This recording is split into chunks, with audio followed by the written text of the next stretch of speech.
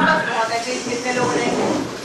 पिछले महीने जब बात कर रहा था आपसे, ओले गिरने की खबरें, बेमौसमी बरसात, किसानों की तबाही। अभी कुछ दिन पहले बिहार में अचानक काफी कुछ नुकसान हुआ और शनिवार को भयंकर भूकंप ने पूरे विश्व को हिला दिया है। ऐसा लगता है मानो प्राकृतिक आपदा का सिलसिला चल पड़ा है। नेपाल में भयंकर भूकंप की आपदा, हिंदुस्तान के नीचे कोई इंसान जिंदा हो, कोशिश हमारी पूरी रहेगी अधिकतम लोगों को जिंदा बचाने। रेस्क्यू ऑपरेशन के बाद रिलीफ का काम भी चला रहा है। रिहेबिलिटेशन का काम भी तो बहुत लंबा चलेगा, लेकिन मानवता की अपनी एक ताकत होती है। 125 करोड़ बम बंदूक के तनाव के बीच, गोलाबारी के बीच भारतीयों को निकालना, जीवित निकालना एक बहुत बड़ा कठिन काम था, लेकिन हम कर पाए। इतना ही नहीं, 1 सप्ताह की उम्र की एक बच्ची को जब बचा करके लाए तो ऐसा लग रहा था कि आखिर भारत के संस्कार बहुत पुराने हैं। अभी मैं जब फ्रांस गया था तो फ्रांस में मैं प्रथम विश्व युद्ध के एक स्मारक पर गया था। उसका एक कारण भी था कि प्रथम विश्व युद्ध की शताब्दी तो है, लेकिन साथ साथ भारत की पराक्रम का भी उन्होंने शहादत की थी। ये भी गर्व की बात है। इसमें करीब 9,200 हमारे सैनिकों को गैलेंट्री अवार्ड से डेकोरेट किया गया था। इतना ही नहीं, 11 ऐसे पराक्रमी लोग थे जिनको सर्वश्रेष्ठ सम्मान विक्टोरिया, करीब 4,700 हमारे हिंदुस्तानियों ने बलिदान दिया था। उनके सम्मान में फ्रांस ने वहां था। ये सारी घटनाएं हम देखें तो हम दुनिया को कह सकते हैं कि ये देश ऐसा है कि दुनिया की शांति के लिए, दुनिया के सुख के लिए, विश्व के कल्याण के लिए सोच कभी नाम प्रथम को है। यही तो हम लोगों के लिए गर्व की बात है। पिछले दिनों 2 महत्वपूर्ण काम करने का मुझे अवसर मिला। हम पूज्य बाबा साहब अम्बेडकर की 125वीं जयंती का वर्ष मना रहे हैं। कई वर्षों से मुंबई में इस बात का संतोष है कि भारत सरकार ने वो जमीन बाबा साहब अम्बेडकर के स्मारक बनाने के लिए देने का निर्णय कर लिया। उसी प्रकार से दिल्ली में बाबा साहब अम्बेडकर के नाम से इंटरनेशनल सेंटर बने। पूरा विश्व इस मनीषी को जाने का संकल्प किया। साथ साथ मेरे मन में एक विचार भी आया है और हम लगे हैं। आज भी हमारे देश में कुछ परिवार हैं जिनको सर पर मैला ढोने के लिए मजबूर होना पड़ता है। क्या हमें शोभा देता है कि आज भी हमारे देश में कुछ परिवारों को सर पर मैला ढोना पड़े? मैंने सरकार में बड़े आग्रह से कहा है, बाबा साहब अम्बेडकर जी के पुण्य स्मरण करते हुए 125वीं जयंती के वर्ष में हम इस कलंक से मुक्ति पाए। अब हमारे ना चाहिए, सरकार ने भी अपना दायित्व निभाना चाहिए, मुझे जनता का भी सहयोग चाहिए। इस काम को भी कर रहा है। बाबा साहब अम्बेडकर जीवन भर शिक्षित बनो ये कहते रहते थे। आज भी हमारे कई दलित, पीड़ित, शोषित, वंचित हम भी संकल्प करें।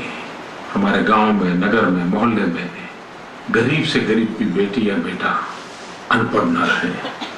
सरकार अपना कर्तव्य करे, समाज का उसके साथ मिले तो हम जरूर संतोष की अनुभूति करते हैं। मुझे एक आनंद की बात शेयर करने का, दूसरी बेटी सानिया मिर्जा टेनिस डबल्स में दुनिया में नंबर 1 बनी। दोनों को बधाई और देश की सारी बेटियों को भी बधाई। गर्व होता है अपनों के पुरुषार्थ और पराक्रम को लेकर के, लेकिन कभी कभी हम भी आपा खो बैठते हैं। जब क्रिकेट का वर्ल्ड कप चल रहा था और सेमीफाइनल में हम ऑस्ट्रेलिया से हार गए, कुछ लोगों ने हमारे खिलाड़ियों के लिए जिस प्रकार के शब्दों का प्रयोग किया, जो व्यवहार किया, मेरे देशवासियों, ये अच्छा नहीं है। ऐसा हौसला बुलंद करना चाहिए, उनका नया विश्वास पैदा करने का माहौल बनाना चाहिए। मुझे विश्वास है आगे से हम पराजय से भी सीखेंगे और देश के सम्मान के साथ जो बातें जुड़ी हुई है उसमें पल भर में ही संतुलन खो करके क्रिया प्रतिक्रिया में नहीं उलझ जाएंगे। और मुझे कभी, और हम टीवी पर इन चीजों को देखते भी हैं, एक्सीडेंट नहीं होना चाहिए। सरकार ने भी हर प्रकार की कोशिश करनी चाहिए, लेकिन मेरे देशवासियों को बताइए कि इस प्रकार से गुस्सा प्रकट करके हम ट्रक को जला दे, गाड़ी को जला दे, मरा हुआ तो वापस आता नहीं है। क्या हम अपने मन के भावों को संतुलित रख के कानून को कानून का काम नहीं करने दे सकते हैं? सोचना चाहिए। खैर, आज मेरा मन इन घटनाओं के कारण बड़ा व्यथित है, खास करके प्राकृतिक आपदाओं के कारण। लेकिन इसके बीच भी धैर्य के साथ कोई भी हो, हर एक के कल्याण के मार्ग पर हम संकल्प के साथ आगे बढ़ते रहेंगे। विद्यार्थियों की परीक्षाएं पूर्ण हुई हैं, खास करके 10वीं और 12वीं के विद्यार्थियों ने छुट्टी बनाने के कार्यक्रम बनाए होंगे। मेरी आप सबको शुभकामनाएं हैं कि आपका वैकेशन बहुत ही अच्छा रहे, जीवन में कुछ नया सीखने का, नया जानने का अवसर मिले। क्या नाम है आपका? सुनीता गुप्ता। सुनीता जी, आपने प्रधानमंत्री की मन की बात सुनी, कैसा क्या लगा? बेटियों के बारे में क्या संदेश है, आपके क्या विचार हैं? हाँ जी, मैंने प्रधानमंत्री की बात सुनी, मुझे सुन के बड़ा अच्छा लगा। उन्होंने बेटियों के विषय में बताया कि बेटी को पढ़ाओ और बचाओ, और जो है आजकल की बेटियां हर क्षेत्र में सबसे आगे निकल रही हैं, ये अच्छी बात है। इसके लिए हम सभी को मिलकर सहयोग करना चाहिए। और जो है पहले लड़कों और लड़की में भेदभाव करते थे, लेकिन आजकल लड़कियां हर क्षेत्र में, हर उसमें आगे जा रही हैं। और कुछ बस क्या नाम है बेटा? My name is Prachi Upadhyay. Prachi, तुमने प्रधानमंत्री की मन की बात सुनी, क्या संदेश तुम्हें? जी, अभी हमने प्रधानमंत्री जी के मन की बात सुनी। उनके संदेशों से हमें ये पता चलता है कि हमारे देश में बेटियों की कितनी महत्वपूर्ण स्थान है। मैं भी एक बेटी हूँ, मुझे भी कैसा लगा उनके संदेश से? क्या हमें उनके संदेश से बहुत ही प्रेरणा मिलती है। हमें पता होना चाहिए कि बेटियों को हमारे देश में एक महत्वपूर्ण स्थान देना चाहिए। बेटी और बेटों में कभी भेद नहीं करना चाहिए।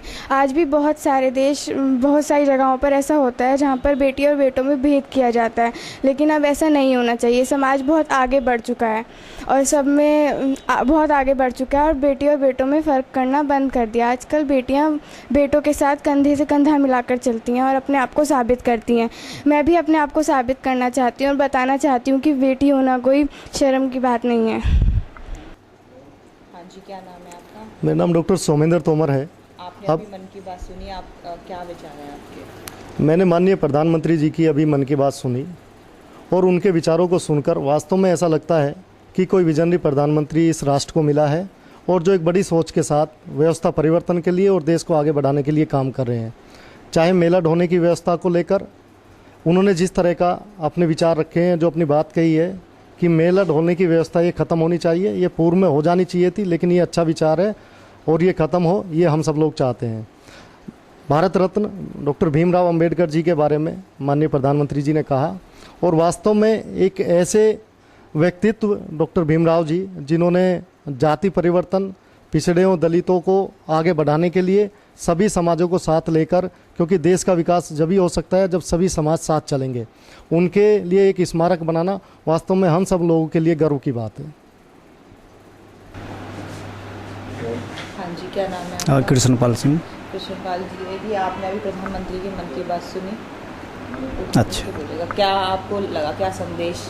अच्छा, हाँ, तो अभी मैंने जो है ना प्रधानमंत्री जी की मतलब जो मन की बात सुनी, मैं उनकी बातों को सुनकर जो है बड़ा प्रभावित हुआ।